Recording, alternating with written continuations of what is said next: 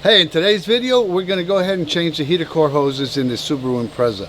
There's a couple of reasons you might want to do that, and I'll cover that real quick. But before we do that, go ahead and hit the subscribe button. All right, so why the heater core hoses? There's a couple of reasons. Some of them are really obvious. Massive amounts of fluid flooding everywhere from those hoses. That would be a good indicator, right? Fluid on the ground might be a hint. Fluid in the firewall as well. The more subtle ones is the car may be overheating with no other signs. You might have an engine light on, and if you pull codes, it's going to tell you that the coolant sensor is low, which is weird, but that's what I got before. No heat. Turn the heat on, you get nothing but cold air. So that is a big sign that there's something going on with the fluid feeding the heater core.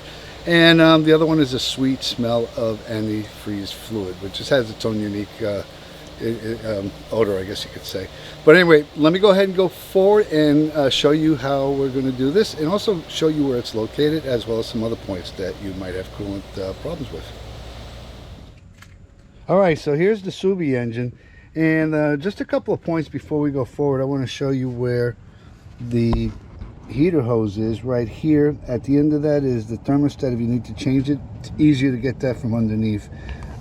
We have replaced that hose in the past. We've also replaced this hose. There's a little crossover device here. There's another video, I'll put a link to it, where we had to change that, and then you got to be careful with that because oil and coolant can potentially mix. We've changed this is new. This is the crossover. So now let's go back to the heater core. You can see where the heater core enters the firewall here. So there's a supply and a return. Those hoses come down through here and connect to here. Now replacing the hoses should be fairly easy because they have these little pinch connectors. Now I did in the past put in this this Prestone flush device, because when I first got the car we did a complete flush, and I actually think this is where the leak's from, but I'm not going to play around with trying to fix this. If that's the problem, we're just going to replace the hoses, and matter of fact we're going to replace both hoses. All right, so we're going to start with disconnecting the hoses from the firewall side of the heater core. We're using a long needle nose.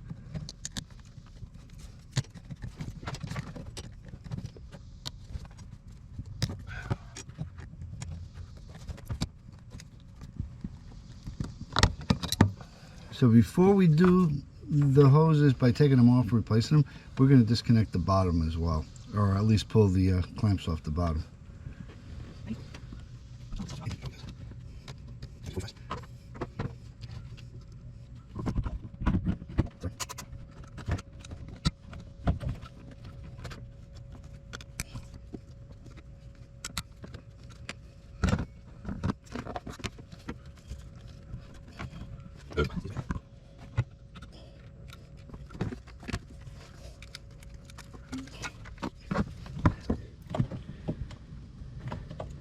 Might have to cut these off.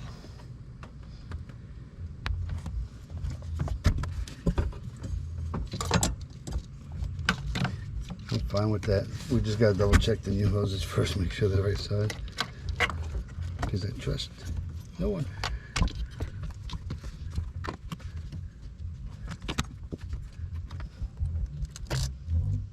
It's coming. Yeah, you got that hose, the hose pliers too.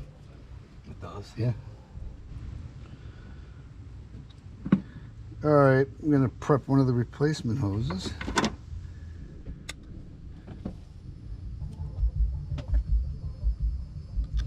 All right, now we're gonna see how this is going to be positioned and make sure we can access the clips. It's gonna be like this. Well, we can move the clips before we put it in. Yeah, exactly. I think that's gonna be right. And down here is gonna be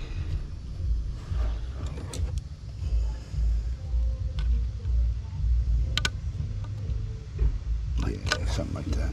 Okay. All right, now let's go for the other one. Put it right there. I just worried about if you put it too far back, You won't be able to get it on. you'll be fighting the clip to get it on.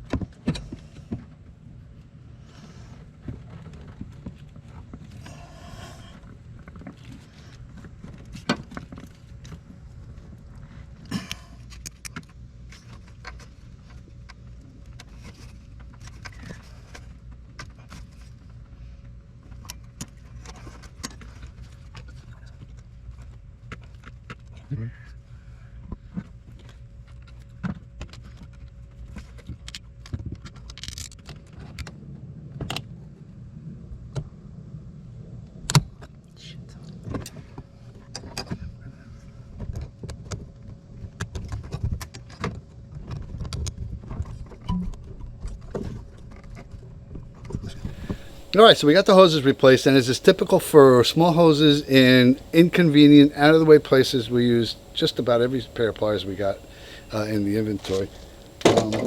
One particular lifesaver was the Knipex. The icon helped, but I'm going to just throw you a quick information on the icons. They're not all they're cut out to be. I bought some of these, and just the machine quality on them is nowhere near what the Knipex is. All right, so next steps is mix up the fluid. I always buy the 100%. I don't buy the 50-50. I think the 100% is economical. So we'll mix it up half and half with distilled water. We'll use this tool, which has been a blessing. It's been a godsend to use this thing to load it up. So let me get started with that. All right, we're going to go ahead and get the fluids mixed up. Figured I'd show you what I'm doing just in case you haven't done it before, but here we go. So I've got 3 containers here. I've got an empty one because we've used this stuff in the past and we happen to have one. This was 50-50. I've got one that's 100% pure, not pre-mixed. You do not want to use this pure, and you probably know that already. But we're going to mix that with distilled water in this container and try to get as close as a balance as we can to 50-50. And the way I'm going to do that is I'm going to start with the water, because I can tell when more or less half of it's gone.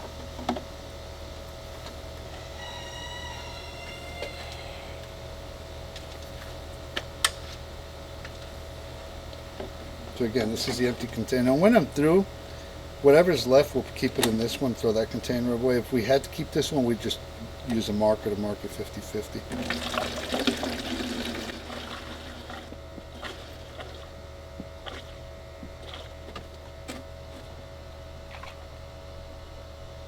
Keep an eye on it. Of course, there's not an easy way to tell where you're at with this, but it's all right.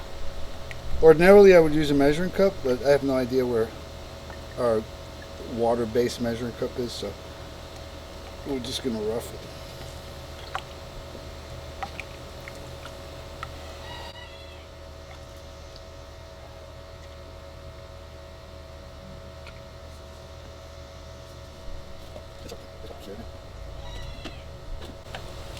Water in this one. In theory, since we started with 2 gallons, we should be able to empty this water container. In theory.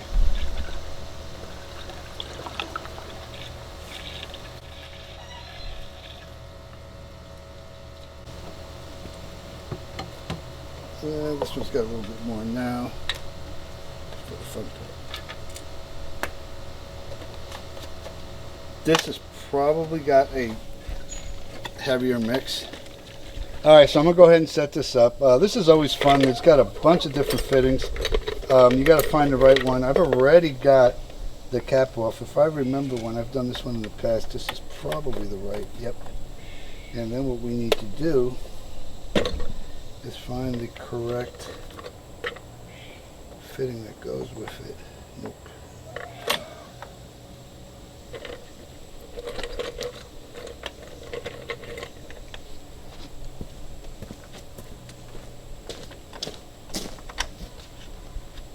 Bingo.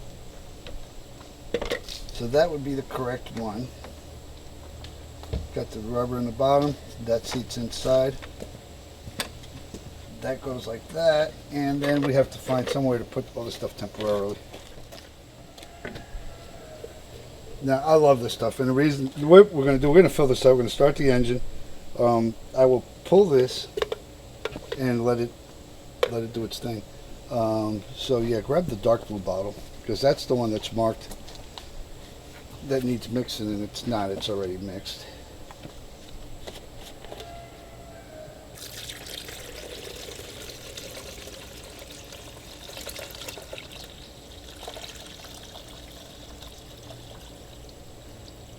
Now this being a Subaru, there's already some of the additive that you need to put in the Subi, so you don't get this terrible mix.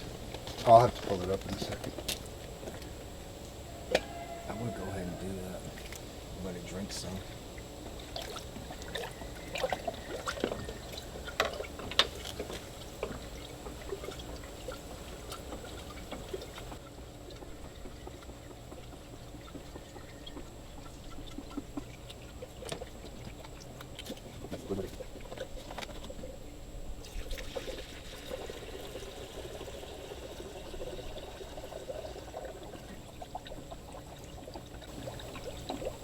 By the way, it blew a line. That's why it's empty. Just in case anyone's wondering.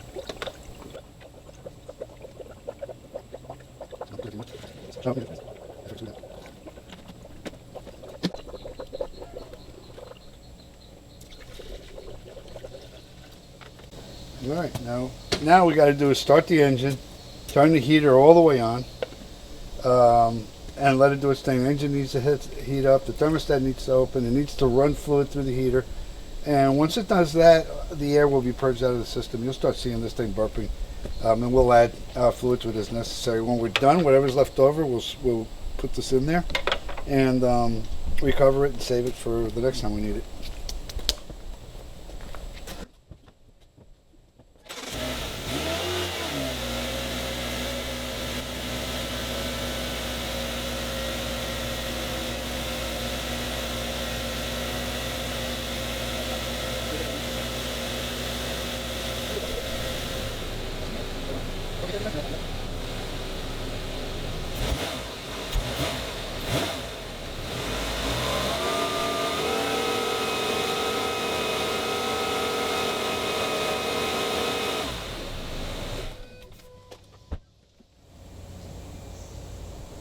So of course, next check for leaks for the hoses we replaced. Shouldn't be any, but you never know. It's safe, just a safe check. And it's hot. That's good. That means it's Good. working. Yep. All right. So the next step is with this valve. Now, all this gunk in here, it's a Subaru. It's not oil. It's actually the additive that's left over in there. In the past, that's something we've always added when we've done change. We didn't have to because it wasn't a complete loss here. But what I'm going to do, I'm going to stick this plug in. And by the way, the reason you can safely take this off is because no pressure is built up. If this were a hot engine, you would not want to do this with the regular cat because it would launch a bunch of fluid in your face. Now I'm going to take this over. I know it's nasty, but I'm going to recover it into one of the containers that we have, and we'll use it in the future.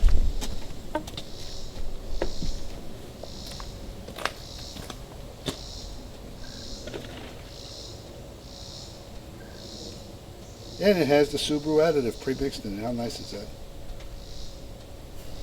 All right, so we got the hoses replaced. We added roughly about a gallon of the stuff we pre-mixed. We tested it. Everything seems to be going good. And what we're going to do is take it for a test ride. Hopefully you won't hear from us again. But if the test ride fails for whatever reason, then we'll be back to doing more video. Anyway, I hope this video has been helpful to you. If it has, hit share and like. And don't forget to subscribe. Thanks for watching.